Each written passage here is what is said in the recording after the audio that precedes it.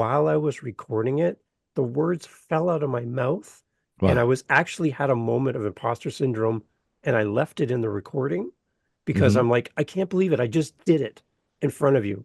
And I Right. actually said words that came from somewhere that put myself down in the moment as I'm Right. talking about not being down in the moment. Welcome back to the Own Your Awkward podcast. I'm your host, Andy Vargo, and every episode we get into what has made our guests vulnerable and how they've learned how to own their awkward in order to live their best life. Stay tuned so you can hear every awkward moment in today's show.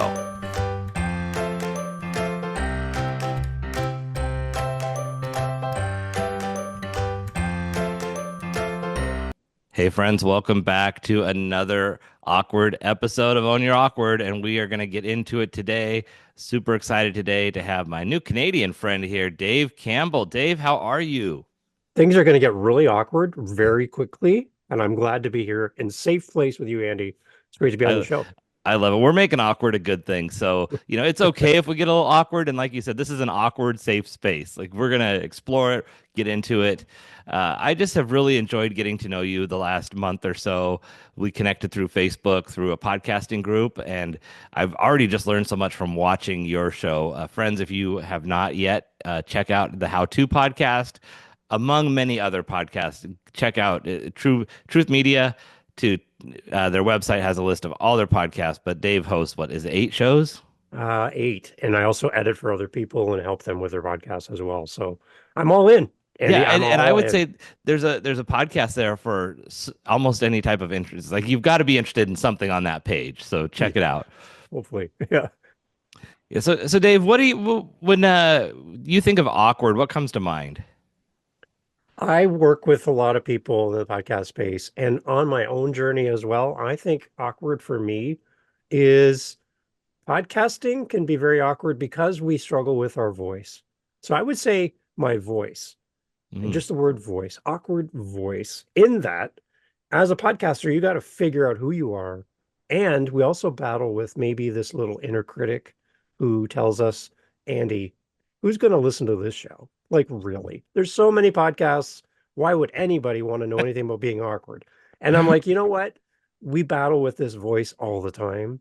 And if we can help people get past that, I think we can unleash some of the most creative people who have an amazing view of the world who could, by through their podcast, bring more people together. And I just think that we need to address our voice. I love that, voice is one of those words that has a dual meaning. It can either be, physically how we sound and addressing that, which Hmm. is a struggle for a lot of people, but then also finding our voice Right. and more related to finding our truth. So I want to tackle that from both aspects because when you're Yeah. podcasting, you have to come to terms with both. Was there a point where you didn't feel like you trusted or found your voice?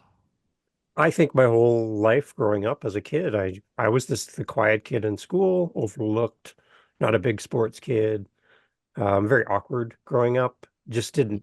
I felt I was very really introverted, so I wasn't the kid that put myself out there by any means. So in that, I found like I didn't have a voice because I never really used my voice. Mm, I would have to be called on and kind of coaxed to answer questions in class and all that. I just never felt secure and safe in my voice. And I really didn't think anybody cared what I had to think. And as I look now as an adult in the podcasting space, I'm still hearing that from adults and students and kids that are yeah. thinking about being a podcaster and they're battling this feeling like I'm not enough to whatever degree that is. Hmm. And I love helping people get past that. Can you share the feeling when you were younger, before you felt comfortable in your voice, when you would get called on or when you would get the spotlight, how that felt? We would have to like read a chapter or read a paragraph or few out of a book, for example, and Hmm. you have to stand up and read in public. And everyone looks at you in that moment. All the kids turn around to their desk and the teachers nodding at you like, come on, let's go, Hmm. start reading. And you stumble through. It's the first time you've ever read this passage in front of anybody. You have to project, you're not mumbling into your book, and you have to talk out loud and you have to present yourself. I just remember standing there going, I am not good at this. So I'm not going to be a reader. That's what it turned me off of reading because I Mhm. felt like I wasn't good in public as a reader. Right. So I didn't read. I just like, this is not for me. And that's a terrible way to kind of shape your future, is the fact that you were in a way kind of embarrassed to read in public, so you just stop reading. Yeah. You were almost shamed out of something that could open so many doors for you. Right. So, do you remember there being a time where you pushed past that or it got a little bit easier? Yeah, I've had opportunities to speak in front of small groups, larger groups. And in that, I know, Andy, I know that I have to turn up the Dave knobs just a little bit in a public setting like that. My default setting, I'm a pretty calm, casual guy. You take me to a sporting event, I'm going to be one of those fans. It's like, yay, they did the thing. Meanwhile, Woohoo, we you might be scored. jumping around, blowing a horn. Hmm. You got your face all painted and you're like screaming. I'm the guy that's kind of like, yay. Like I'm not really that boisterous, right? Hmm. So I know that when I go into a public setting, when I know when I'm talking to you, I gotta turn up the Dave knob just a little bit. My default setting is pretty calm, pretty meh. I know I gotta step it up just a little bit to be a little more engaging. And as a podcaster, same thing. We record a lot of podcasts for me on our own. There's nobody here. And I Right. have to like turn up that knob just a little bit to be a little bit more engaging than my default setting of kind of calm and casual. Sure. Yeah, it's an interesting thing to come to terms with that we have to put our entertainment hat on. And as you're mentioning this, I'm thinking about how many times we have to put that cap on, not only if we are an entertainer or recording a podcast, but if we're conversing with people or if we are trying to get people to win them over for our cause. We have to think about how we're stepping into that space and maybe, oh, I can't just be like, oh yeah, I want you to buy my product or I'd love if you get on board. You got to put a little bit of excitement into it so that they can feel your excitement. Right. And the one caution I have in this is don't be fake. Don't put on a persona. That's not you. That's not real to you. So Hmm. I'm not like Sunday, Sunday, Sunday. I'm not doing any of that stuff. That's Sure. not me. I know that's not me. And if you met me in public, you'd know that's not me. Hmm. I want to be just a little bit more than I would be on my own. And again, realizing if I was in a public setting, I do also have to play with that dial a little bit and turn Hmm. it up, be a little more engaging, walk over and say hi to you, Andy, even if I don't know you. That would take me, that takes me out of my element, just being the person to initiate conversation. So I know in that setting, in a public thing, like a podcast conference or whatever, I got to turn it up just a little bit. Hmm. So that is me on the microphone, and that is me in real life, is I'm just up a couple notches from what's comfortable for me. Yeah. Now I love this concept of turning up the Dave notch, the Yeah. knob, because Yeah. it's not so much bringing in and faking being someone else. Like you said, it's got to be genuine. But if we're leaning into, there's another piece of me, I just need to turn that piece up, which clearly our listeners might not know yet that you not only are a podcaster, but a musician. So that Yeah. has got to be tied to that. I'm picturing the audio board where the mixing board, and you're like, okay, we need a little more Dave over here. Right. Okay, then now that's a great segue. So as a musician, I have gone out on stage with my band playing live in front of an audience. Again, introvert Dave. Now I have an instrument. I can kind of hide behind my instrument, but Hmm. there's times in the music where the band pulls back and it's Dave's turn to step up and do something. Oh, right. So it's a solo, right? And in Yeah. the solos that happened in real time, you're getting instant feedback from the audience. You suck, right? Can happen from the back of the room, Right. or people are applauding and cheering and they're really engaged. So I have to then in a public setting like that be even a little even more than what I would do because now I'm on display and it's music and it's all of that.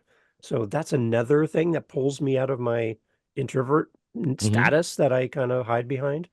And it really does force you. So anytime that you feel like you're not really kind of out there, if you can put yourself in a situation like a Toastmaster or speaking in front of a little group or leading a meeting at where you work, anytime that you can put yourself into a situation where you have to be a little bit more, then you're going to get more comfortable in that. And a little bit plus a little bit equals a lot. Yeah. Now, do you, how does that feel when you have to step out like that? You're on stage or you're doing a podcast and you have to really push out of that comfort zone, do you need time to recover? What happens after the fact? Yeah, that's see now. Sometimes people think, and it's general statements, but sometimes people think that introverts are loners. Mhm. Not really. We do crave relationships and communication and all that. It just that we get, speaking for myself, we do get a little bit overextended. Where, for example, my wife is an extrovert. She's the opposite of me. So when we go to an event, I'm there 5 minutes. I'm ready to go home. Like I'm done. I've had enough Hmm. people for today. This is it. Let's go. My wife is just the opposite. She's just getting lit up. She loves talking to people and dragging me around the room and introducing me to people. And I'm just like, I Hmm. don't know any of these people. Right. So Right. she loves it. So she's like the opposite. She wants to stay to the very end and be the last person out of the room. I'm ready. I'm in the car waiting to leave. So I just find that if you can counterbalance yourself with somebody as well, that really helps. But for me, it does take some time to rebound, I think, a little bit, and some time to prepare to know that I'm going to be in this setting. I need to gear up a little bit and be a little bit more prepared for what's going to happen. But yeah, it does take a little time to rebound. Right. Yeah, that makes sense. Now, I want to get into this. We've got a picture of where you're at now, being on stage, being in a podcast, hosting a bunch, editing for other people, clearly involved with a huge community. I know you lead a podcasting community as well. So you've definitely found your voice. How did you go from this kid who is nervous when all the eyes are on him when you're supposed to read out of a book to the point that you don't even want to read a book alone to doing what you're doing now? Was there a moment that stood out? Well, going back to music, when I was 10 years old, my parents forced me into taking music lessons, and they told me I could take accordion. No. Okay. Or I could take guitar. And I'm like, I don't know a lot of accordion soloists that are popular, even at 10 years of age. That Sure. didn't resonate with me. But I knew that I could, guitar sounded cool. So I'm like, well, I'll do that. So I was forced to take these lessons. I hated every minute of it, Andy. I didn't want to be doing this. I want to go Right. inside, play with my friends. Nope, you practice your guitar. So I did that for 4 years of lessons and all that. And my parents forced me to do that, really kind of cracked me out of my inability to kind of find myself and figure out what I'm good at. It really did open some doors for me. And so music from that point on has always been what kind of the thing that kind of level sets me and helps me to be more confident. And I think any parent listening, if you're kind of thinking for your kids, is music a right thing for them? I just think it creates an opportunity to tap into a creative side of you that you don't get from reading a book or going to class or any of that stuff. You're using a different part of your brain when you do Hmm. music. So I encourage it for anybody to consider, even as an adult, for you to pick up the guitar in your 50s and say, I'm going to learn how to play this thing. Great. You're going to tap into something different that you don't do anywhere else. So I would encourage that. I just think that for me, music was the one thing that really kind of broke that out for me, but it was what I did with it, right? You can practice and play on your own, like podcasting, but the moment you go out on stage, you get on television, you get on the radio, then you're like, oh my gosh, like this is a real thing. Like Right. I had the It's moment really where I heard happening. myself on the radio in my car and I pulled over on the side of the road and went, holy cow, that's me on the radio. I'm on the radio. There was nobody there to tell, but I was Hmm. like, I'm on the radio. So I just sat there and lived in that moment. And like I had that happen. So it's pretty cool. Right. Now you started mentioning voice, and to come back to the other definition of voice, how was that the first time you heard your voice recorded over the radio or the internet on Mm, something that you're putting out there? I hated it.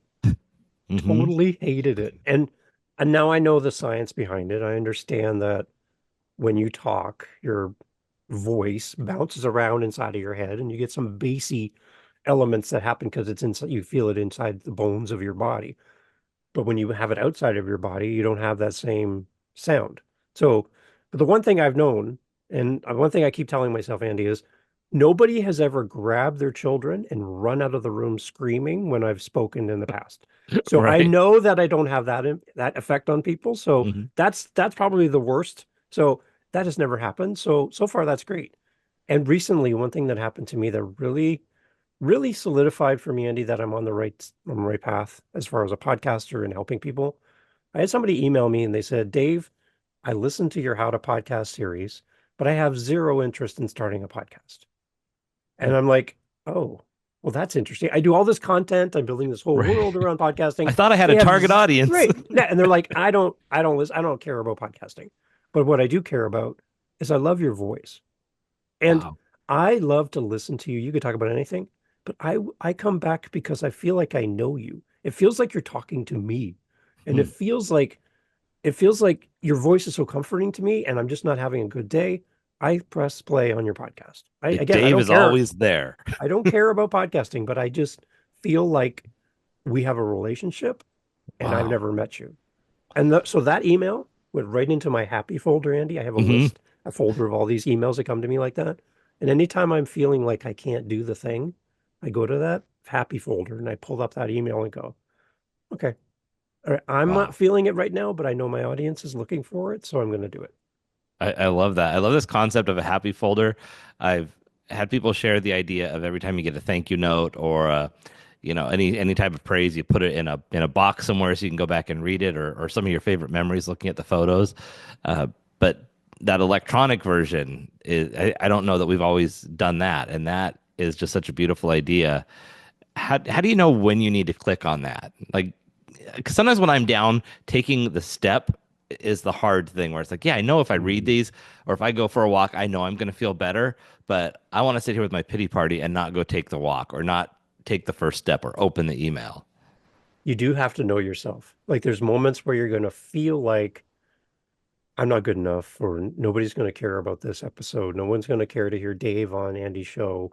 Like, why, how, you have so many great guests. Like, why would I, who would ever listen to this? Right.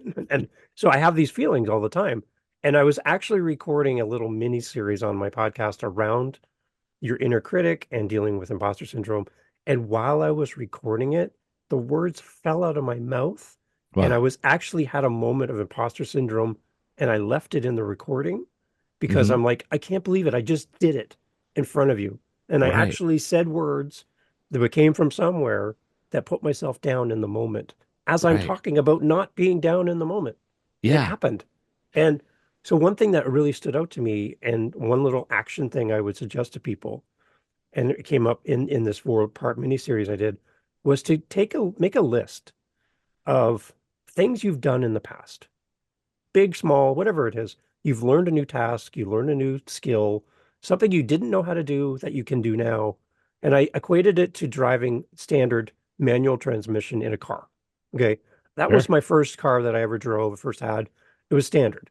So I've Hmm. only driven standard for the majority of my life. I tell people I don't know how to drive automatic. Like I can only drive manual. I love that. Right. It's too So confusing. I it's don't know. too, It just yeah, goes. I like having 3 pedals and 2 feet. It's great. Hmm. It's a like a puzzle. You got to figure it out, especially if you're on a hill and there's somebody right behind you. You got Right. to figure all these things out. So there's a bit, I get in my car and I drive home from work and I don't even think about driving standard. I just drive my car. Hmm. But there was a time in my life when the thought of driving a standard transmission car was like impossible. Like, how the heck do you do Right. that? That's Yeah. impossible. But now it's common knowledge, it's normal. So that's a task that I've learned, that I've mastered, and I don't even think about. It just comes naturally. That goes on my list. I found the love of my life and we've been married 31 years. That's something I've added to my list. I've been a Hmm. parent and all 3 of my kids have survived. I put that on my list, right? These are all Right. things that I've accomplished. And the Right. moment I have any of these feelings, Andy, that say, Dave, you can't do this new thing, or you're not good enough, or you can't, that's a thought, that's a Mhm. belief. But I counter any thought or belief with a fact. And I look at my Right. list and go, I can drive standard. Hmm. So in this moment where I feel like I'm not good enough to be on Andy's show, I look at the list and go, yeah, I might not be feeling it right now, but I know that I've done hard things before. So I know I Right. can come on Andy's show and this will be a great conversation because I have the facts to prove that anytime I've had to learn something new, I've been able to do it. So Hmm. if you're struggling and you feel like you're not good enough in this moment for whatever that is for you, look at that list and go, I have proof. These are facts, and what I'm feeling are thoughts. And facts always kind of supersede any type of thought. So default to the facts. I absolutely love that. It reminds me of a fellow podcaster and kind of one of my local, like we are accountability partners, Marie Sonneman. She has a podcast called Ordinary to Badass. But one Mm. of the things she came up with is a proof of my badassery journal. So you just fill it out. Same thing you're talking about. It's like I've got proof. all these things that I've done in the past because we forget to give ourselves credit. And the further we get from learning something, the more we discount it. It's, how much of a struggle was it to learn how to walk before we even Yeah, remember learning how to walk? right, And we right. learned how to do that. And you don't even think about it now. It just happens, right? Right. Or learning And the language that you speak. How many thousands of words do you know and understand? And yet you wouldn't give yourself credit for that. Yet if you went to learn a new language, that's an overwhelming task. and if we compare that to podcasting for a second, and when you're thinking about, well, who would ever listen to my show? Well, what's common to you is extraordinary to someone else. Like you don't even think about it. I'm an Mhm. expert in stamp collecting and I know everything about stamp collecting. There's somebody listening who's like, I don't even start. I have no idea. I'm Right. curious. But to you, it's like, man, I've done this my whole life. So, But so there's something special about you that somebody else is searching for. right. So tell me about what it was like when you actually acknowledged that you were okay in your voice and found it. When you realized, man, that's me and I'm out there and I'm not freaked out about it. I don't think it's happened yet. Wow. I think I'm Okay. still I'm still on that path. I'm still on that journey, right? Like I said, I recorded that little mini series episode just a few weeks ago, and in the moment recording the episode, I had an imposter syndrome moment. And I'm Yeah. like shocked myself. I'm like, I'm not over this yet. I'm not on the mountain saying, come to me. I've conquered all things imposter syndrome. Right? No, Right. I'm on that journey with you as a listener going, this is me in real time. I just did it. Did you hear me? I just did it. I did the thing. So I need to work on that. And Right. the How? feedback from a listener was like, oh my gosh, I had to rewind that section because I didn't catch it in the moment, but then you Mhm. pointed it out. I listened to it again and that's exactly me as a listener. That's what I do. Right. Yeah, it's like you are so programmed with that belief that you don't even know you're saying it. I showed up to an event about a month ago, sit next to a friend of mine, and I was beating myself up over self-image things, all these things, and I say, "Man, I've gotten so out of shape. I'm overweight. And I said, I really need to." And she finished my sentence and said, "I said I really need to work on." And she finished my sentence and said, "The negative self-talk." And I was like, oh, that was such a burn in a good way. But she was absolutely spot on because Right. in that moment, all I was thinking about were all the things that I did not see good in myself. But to your point about not being there yet, I think that you're more there than you give yourself credit for just by the True. fact that you're acknowledging that it's a state of mind, that Yeah. it's temporary, and that you do have success. Like we're always working on things, and so to be able to see it in the moment, that's progress. To be able to go, oh wait, I'm not gonna wait for 2 years to go, you know what, on that one podcast episode in 2025, I messed up and I wish I would have caught that. But to catch it in the moment, that's huge progress right there. Yeah. And I don't know if it's ever really totally going to be gone. I think there's going to be a little bit of that. And I think that it can, from my perspective, just from my thoughts, I think it can be a little bit of a healthy check and balance to Sure. know that you're not some egomaniac that thinks that you're the best thing that's ever walked the planet and nothing ever attacks you and you don't relate to humans anymore because you're Right. so perfect. I don't Hmm. know if I ever really want to be at that stage. I've heard people talk from stages and it's like, do you even live a human life? Like, I don't understand how you are so perfect and you've solved Right. every question in the universe. Doesn't resonate with me. I think what resonates with me as I listen to podcasters is people who are on a journey. And I think the best teachers are the best students because Hmm. you're learning Right. something in the moment and you're willing to share your lessons, good or Hmm. bad, failures and successes, so that I can identify with you and kind of go, yeah, okay, I get Andy and Andy gets me. So yeah, Andy's my person. Right. Yeah, and that's such a true point. And one of the things that I've found is that I was raised to believe it's really important to be humble, don't get too high up on your pedestal, all the things you're talking about. Like, yes, this is important. What I have recently discovered was that I had taken that to such an extreme that humble also balance becomes if you take that too far, then it's a level of not worthy. And I've had Right. to say, "Oh, I'm masking myself, saying that I'm humble, that that's a good thing," when really I've been saying, "Well, I'm not worthy of this, or I'm not good enough for that." and to be able to be confident enough to say, I am good in these areas. This is where I excel. Sure, there's a lot more to learn and not get so high up on that pedestal that you're cocky. It's almost like, everything is on a scale. So where on the spectrum of humble to cocky am I, and how do I Yeah. balance that? Right. And there's a thing about peacocks. I don't know why this popped in my head, but peacocks, the male peacock will fan their feathers and they're glorious as they strut Hmm. around as all their peacock glory. What do the Right. females do? A little poke in the butt with their beak, and that makes the male peacock go like, what the heck? Right. And they Right. Puts drop them in all their their place. feathers. It's like, here, you just need to come down a little notch here. I know you're beautiful and all great, Yeah. but here's a little peck in the butt to say, Mhm. get over yourself. Right. It is funny how there's always those sayings of like we always need that good person right by our side or behind us to, but just as much we need them to poke us in the butt or to Yeah. keep us to put us in our Yeah. place like our friends. We just need them to humble us just a little bit when we start thinking that we're too much of the bee's knees. I love Yeah. that. It's good counterbalance. It's good. Right. So tell us about your podcasting journey, your business, your shows. Want to have people have a chance to support everything you're doing, and how did you get to eight? Well, I have more ideas than I have time. So there's more in the back burner that I'd love to do, Andy, but my wife said no after 8. Again, I fell into podcasting because originally we had a storefront and the storefront was closed during the big global event that infected everybody and impacted the whole world.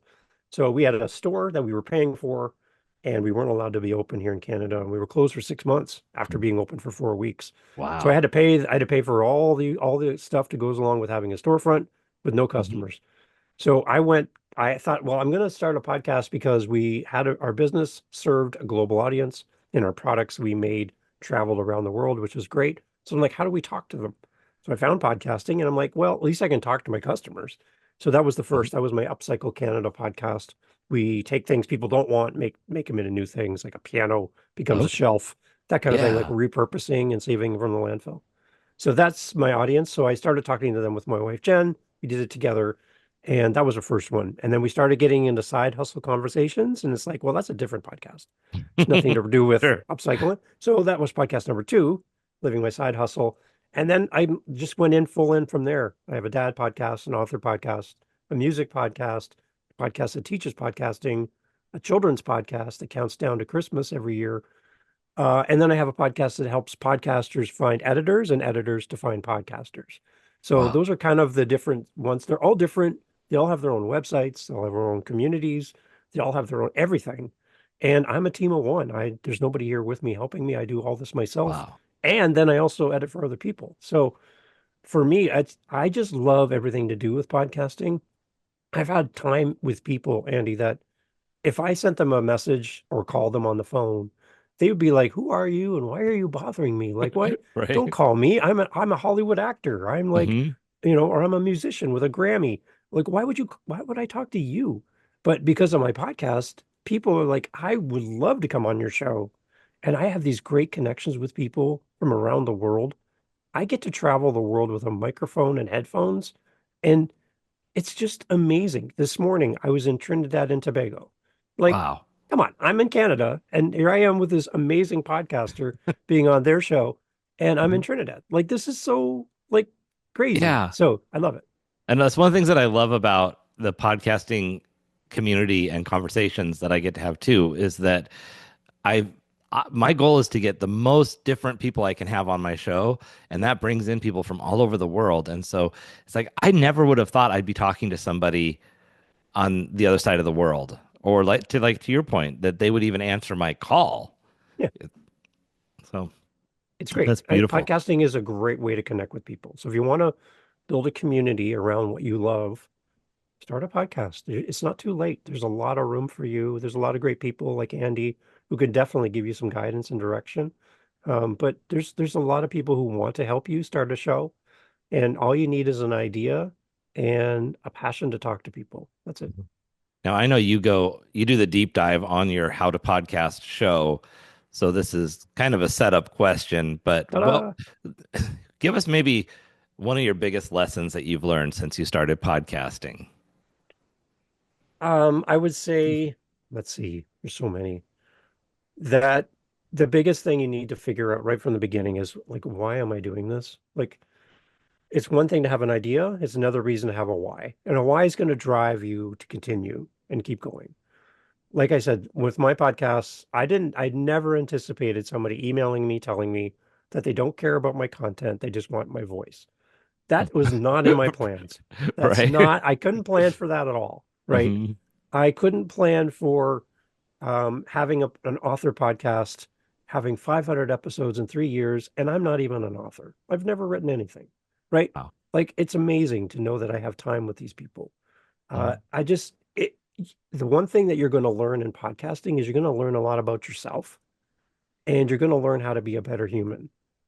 It's going to help you to listen better because when you ask questions, you stay quiet and you let your guest answer. You're doing a great job of that. Oh, You thank you. allow, right? You allow the conversation to happen. You treat people with respect and honor, even if they're different from you. And you may not normally meet or interact with this person in real life because you have a different worldview, but Hmm. you can have them on your show and have a conversation with somebody that maybe sees the world differently than you. And you can still be friends. And instead Right. of talking at people, you talk to people now and you Mhm. listen better. And I just think that you're going to grow in confidence. You're going to get past that inner critic that tells you you're not good enough and nobody cares what you have to say because now you have proof. People have listened to the show. People have sent you an email and it's in your happy folder and you have proof. Anytime you don't feel like you're good enough, you can go to that source and go, there's a difference happening. And there's a quote that I love, Andy, and I think I've shared this with you before. I've shared it on my show. It's around an apple. And the fact that you can cut open an apple and you can count the number of seeds in an apple, but you can't count the number of apples in a seed. Mhm. In one Wow. seed, there is unlimited potential to produce a ton of apples, and you have Right. no way to measure the results of one seed. So, one episode put out into the world, listened to by one person, might sound like a failure. Only one person listened to this episode. I hope more people listen than one. But Right. if one person listened to this conversation, Andy, and then went home and treated their family better, if one person went home Wow. after listening to this conversation and had a new course of life where they were headed in a really bad direction, but now they're on a different path because of something they heard on your show, isn't that worth more than 100,000 downloads of people you'll never hear from? I love the Right. idea that one podcast episode listened to by one person can change the entire world for Mm. someone else. And you can't measure that result. You have Right. no idea what happens after you send this out into the world. And that for me brings me back to podcasting.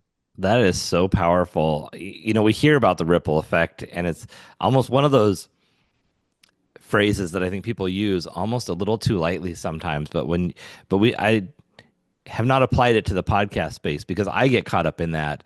Oh, I only had so many views on this episode, and this one got 10,000, and this one got four, and the tendency is to beat yourself up over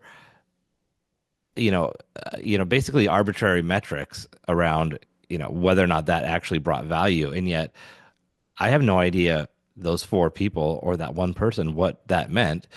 And the other thing is our shows are still out there on the internet. They're still on the shelf. People will find them when they need them. And at some point, someone's going to listen to it and it's going to hit home.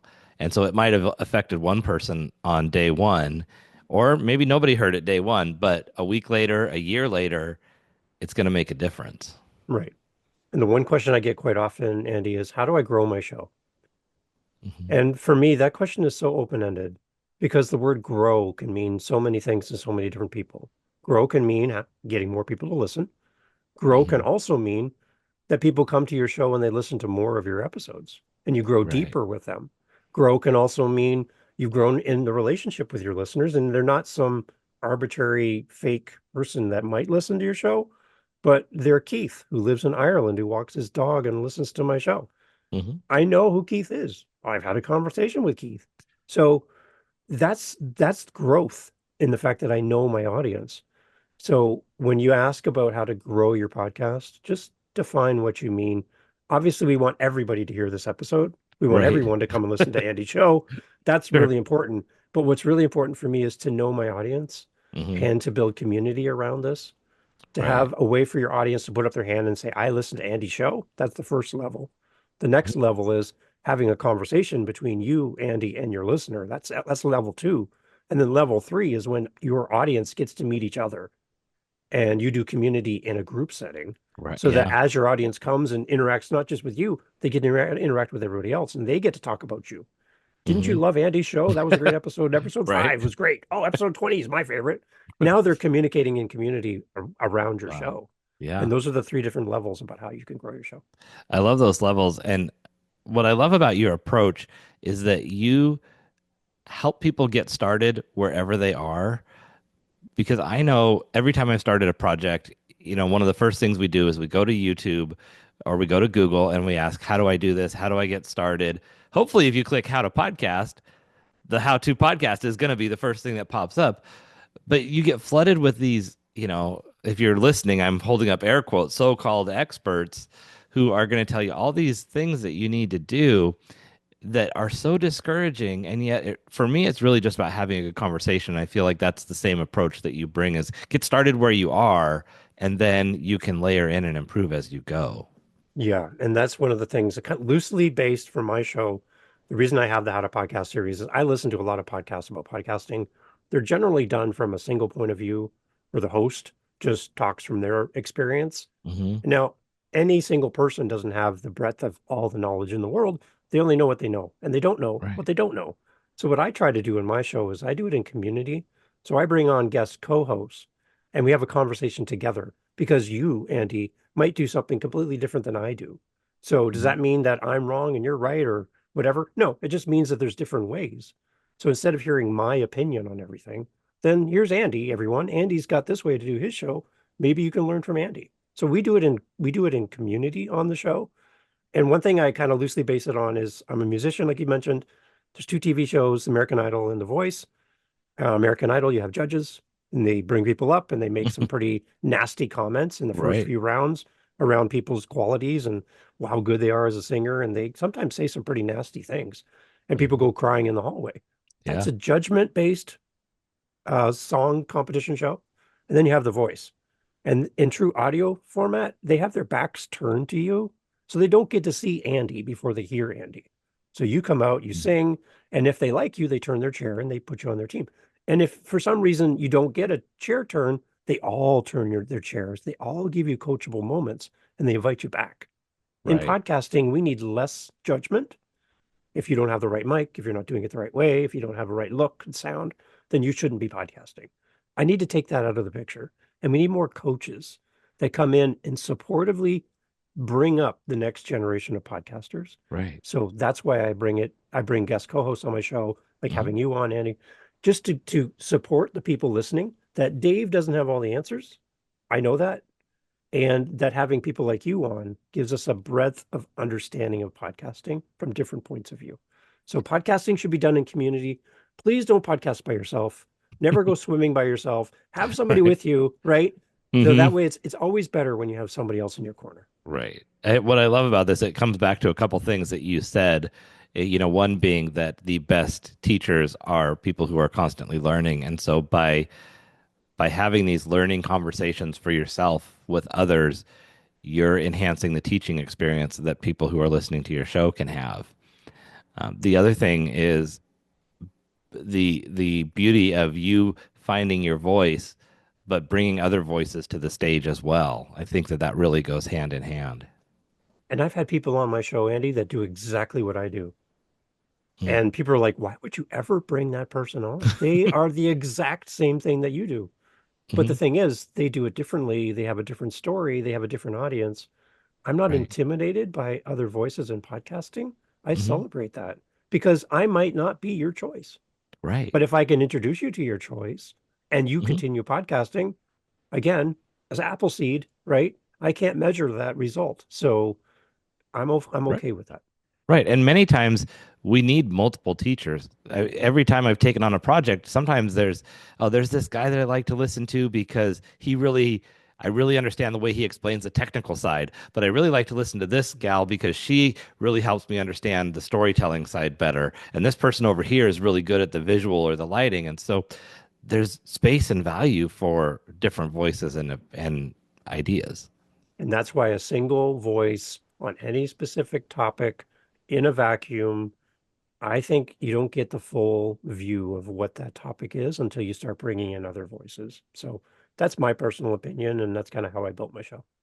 I love that. And I as soon as I got turned on to your show, it's like it's one of the shows, and I'm not. I know this is sacrilegious to say I'm not a huge podcast listener. What? I'll listen to segments. Yeah, There are very few shows where I will listen to the whole show. I'll if a friend's on, I'll try and catch their show, or if it's something that's really interesting, I will go down that rabbit hole. But to have a show that I repeatedly listen to all the time, I don't have very many of those, and part of that is just my lack of focus. I'm just like, oh, I'm going to focus over here. I'm going to see over there. But your show is one that I have listened to multiple episodes of since I started listening to it because every episode I learn something new. And amazingly, a lot of times I'm learning the most from the newest people who are in the exploration stage. And so those conversations are creating a lot of questioning of, wait, did I do that? Should I look at this? Did I ever start that way? Or, what do I need to go back and revisit? right. We're always learning, we're always growing. And again, go back to that thing. The best teachers are the best students. I just love people that are not giving up on learning, or I learned it 20 years ago, so I'm going to keep teaching it. I think you got to continually learn. The whole world is changing, AI, everything in the world. So you need to be growing as a person. And then again, that's why podcasting as a listener is great. You're going to learn so much as a listener of podcasts, whether or not you have your own show, but as a podcaster yourself, being put out there and sharing your voice and sharing your opinion, you're also going to grow very, very much just by doing that. That's beautiful. So, Dave, how do people find you? How do they support you? What's the best way for our audience to get behind everything you're doing? So if you're ever thinking about podcasting and you're just like, I don't even know if I'm going to do this, I don't know if it's for me, you can always reach me through my website. And I have a free calendar invite on there. You can come in there as many times as you want. I will make time for you. If there's an availability slot and it works for you, then let's get together and chat. We'll just jump on Zoom. I don't sell anything, Andy. I don't have a program or, Hmm. 5 easy payments. I have none of that stuff. I just want to help people. So the best place to find me is True Media Solutions .ca because I'm in Canada, truemediasolutions.ca. I'm sure Andy will have that in the notes. That's Hmm. where you can find me and a list of all my shows and links to all my podcasts and the amazing podcasters that I get to work with as well as their editor. And I love their shows. So anything that I can do to help you in your journey as a podcaster, or if you just want to talk about that nasty inner critic that gives you a hard time, I'd love to chat with you. Reach out to me anytime. Perfect. And before we go, what would be just one last piece of advice you would leave people with on how they could step into owning their awkward, finding their voice? You are enough and you have everything you need. There's a quote by that I heard recently. It says that do what you can with what you have where you are. Theodore Roosevelt. Do what you can with what you have where you are. All of those things, those three things together will help you to do anything new in life. And you have everything you need right now. If you commit to learning into the future, you have everything you need to start whatever is in front of you. Do what you can with what you have where you are. I love that quote. I think the first time I actually heard that quote was from you, and it gives you the power to realize I have enough to get started. Yeah. And that's going to get me to the next stage. And then I'm going to have a little more. Then I'm going to be somewhere else. And then I'll work with what I have there. And it just boils it down so simply that if I look around and go, you know what? What can I do with what I have here? I have enough to keep me busy and get to the next step. Yeah. Yeah. And my ask as we leave is for you as a listener of Andy's show. I'm also a listener, so you and I are friends just because we love Andy's podcast, is to support Andy, whatever he asks you to do, follow, rate the show, reach out to him, send him a message, whatever he has for you, please do it. Podcasters love to hear from their audience. You might not think that Andy cares to hear from you, but any of those emails that tell Andy that he's on the right path will go directly into that happy folder. And we need to hear that once in a while. So, as a listener of the show, my encouragement to you, as a fellow listener of the show, send Andy a message, let him know that it means something, that he continues to do this great podcast. I think he'd really appreciate it. I definitely would. Thank you so much, Dave. That that means a lot. It is like with podcasting, we're putting stuff out there in the abyss, and we don't always hear back. So it does mean the world anytime I get to hear, "Oh, I saw your show," or even just seeing a click online. It's like, "Oh, wait, I know that reached somebody," because we don't always know, even if we see the views, did it resonate? But it's taking that action lets the host know, "Hey, I liked that a little bit," or something in there made my day a little better. So. I love it. Thanks for the opportunity, Andy. Glad to be on your show. Thank you. So glad to be here. Everybody else, go out, create your happy folder, first of all.